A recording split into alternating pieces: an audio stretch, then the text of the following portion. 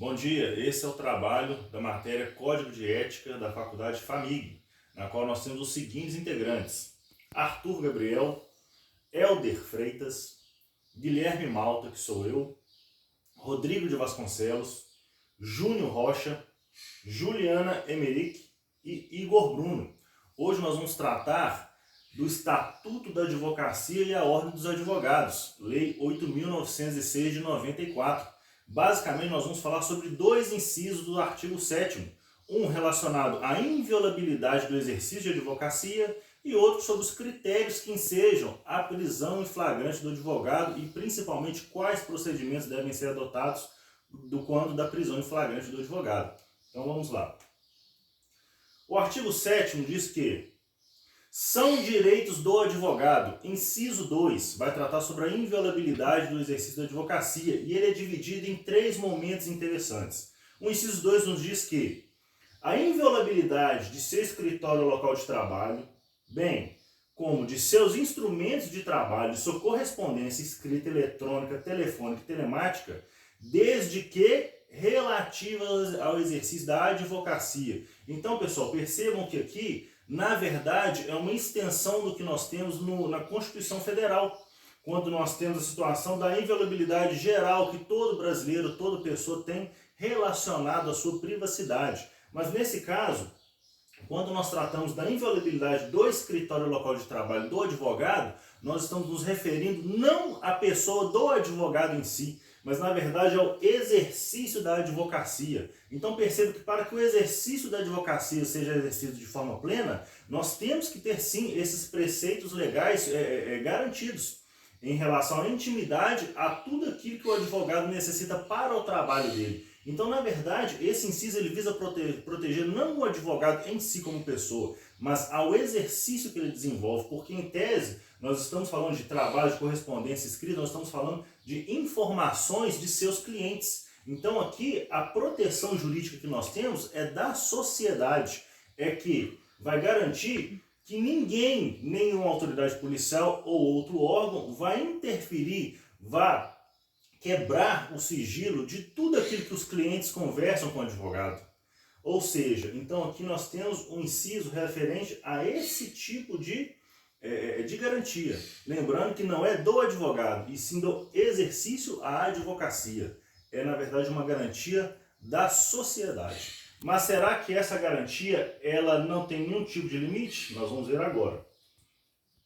Contudo, já no parágrafo 6º, nós temos as situações que ensejam a quebra dessa inviolabilidade, que na verdade já não é referente ao exercício da advocacia, e sim que quando presente indícios de autoria e materialidade de prática de crime por parte do advogado, ou seja, quando nós tivermos uma prática de crime por parte do advogado, vai ser ensejado sim que a autoridade judiciária possa pedir e decretar a quebra da inviolabilidade daquele local de trabalho.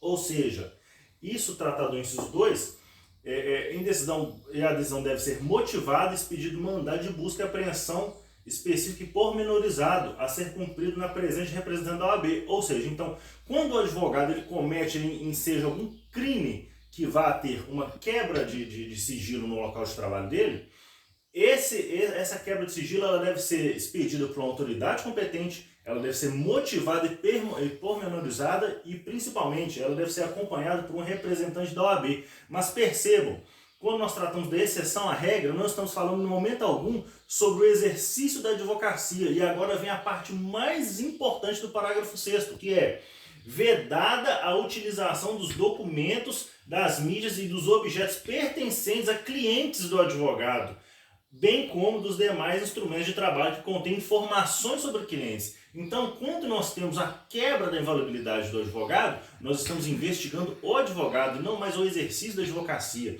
Então, todo aquele material resgatado ali naquele local de trabalho que tem alguma referência, que tem algum segredo de justiça, alguma menção relacionado aos clientes, ao trabalho que o advogado desenvolve, não pode de maneira alguma ser utilizado contra os clientes.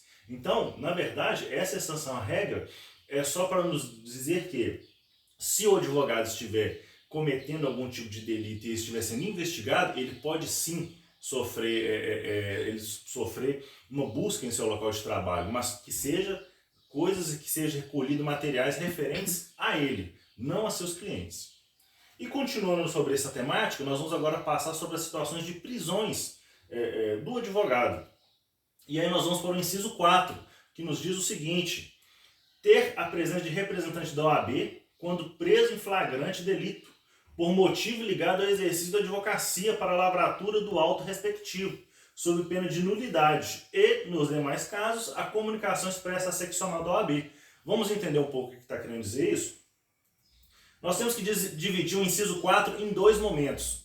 Existe um momento em que o advogado ele é preso em flagrante delito com relação do exercício da advocacia, ou seja, o advogado estava no exercício do seu trabalho e ele cometeu um crime ali, às vezes um crime de responsabilidade, algo do tipo, e ele foi preso em flagrante exercendo o seu trabalho. E nós temos também a situação em que o advogado ele é preso em flagrante delito, mas com situações que não são relacionadas ao seu trabalho, ou seja, ele é uma pessoa comum, ele foi preso. E como que nós vamos tratar essas duas situações relacionadas que são descritas no inciso 4 do artigo 7º?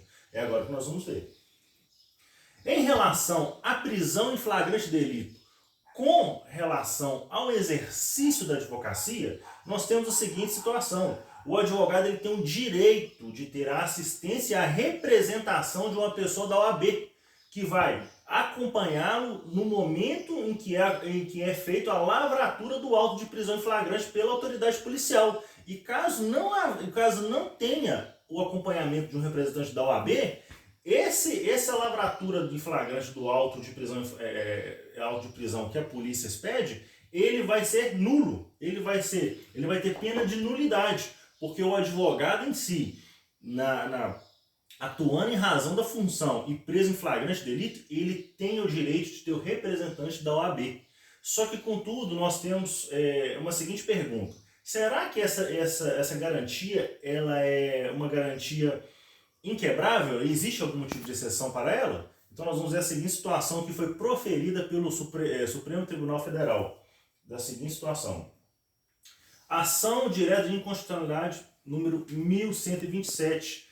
O STF diz o seguinte: ainda que o advogado tenha direito de ter um representante da OAB no momento de sua prisão em flagrante em uma situação relacionada ao seu trabalho de advocacia, caso essa pessoa da OAB, esse representante da OAB, não consiga ser enviado em um tempo hábil, caso essa pessoa não consiga comparecer no local da prisão em flagrante em um tempo hábil, o advogado poderá ser lavrado o auto de prisão em flagrante contra o advogado sem a presença do representante da OAB. Ou seja, o que ele quis dizer? É a situação de que, caso não haja condições de se você levar um representante da OAB de maneira rápida, aquele advogado que foi preso ali, o policial ou a autoridade policial continuará tramitando normalmente o processo contra ele, mesmo que não tenha um representante.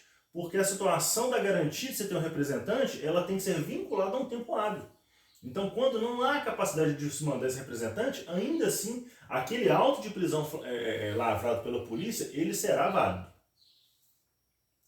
Em continuidade, nós vamos falar agora sobre a prisão em flagrante do advogado sem relação com o exercício da advocacia.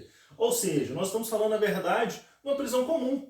O advogado foi preso, às vezes, alcoolizado numa blitz de trânsito, ou ele cometeu qualquer outro crime que ele foi preso em flagrante delito. E qual é a medida a ser feita?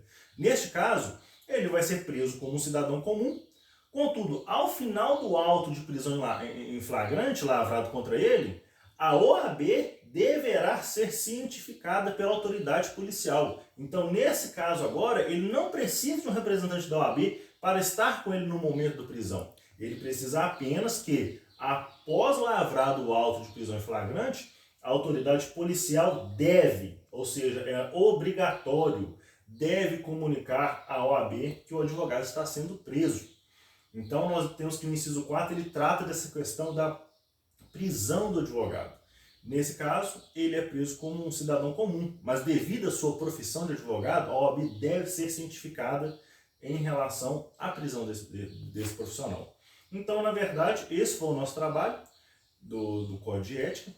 onde nós tratamos sobre a questão da inviolabilidade do trabalho de advocacia, que nós temos que sempre lembrar da diferença entre exercício da advocacia e advogado. Ou seja, o artigo 7º, inciso 2º, está querendo proteger o quê? O exercício da advocacia, que na verdade é um preceito constitucional ao sigilo, né, que todos nós brasileiros temos. E já o inciso 4 vai tratar de como é o procedimento processual referente à prisão em flagrante do advogado, como são os meios, como que o advogado é preso, como que se dá os pormenores da prisão em flagrante do advogado, seja no exercício da função ou não. E esse foi o nosso trabalho. Muito obrigado.